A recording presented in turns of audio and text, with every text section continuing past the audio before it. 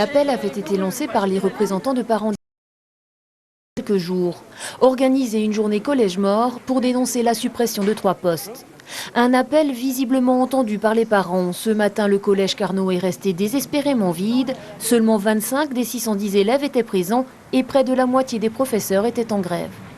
Ça fait 3 ans à peu près qu'il y a des baisses. Les baisses ont pu être expliquées les années précédentes parce qu'effectivement il y avait parfois une légère diminution dans les effectifs. Ce qui faisait qu'on pouvait considérer que c'était justifié. Cette année, ça n'est pas du tout le cas. Une baisse de moyens contre laquelle enseignants et personnels de tous les collèges et lycées publics de France étaient appelés à faire grève aujourd'hui. Mais dans le Nord, la mobilisation n'a pas été partout la même qu'au collège Carnot. En moyenne, 22% de grévistes selon le rectorat.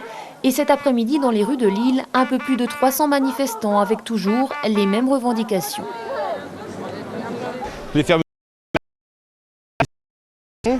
Et puis l'augmentation du nombre d'élèves par classe. Nous sommes dans un collège, donc nous sommes 28 par classe, avec des classes vraiment très hétérogènes. C'est très difficile d'enseigner. Autre doléance, la réforme de l'enseignement professionnel, elle aussi dénoncée. Mais dès demain, ce sera au tour des enseignants du primaire de se mobiliser. Comme les habitants de plusieurs tours de la résidence Europe à Mons-en-Barœul, Francine a eu la mauvaise surprise de recevoir une note de son bailleur vendredi dernier. Le courrier indique qu'une trop forte concentration de légionelles a été décelée dans le réseau d'eau chaude et qu'il faut prendre ses précautions.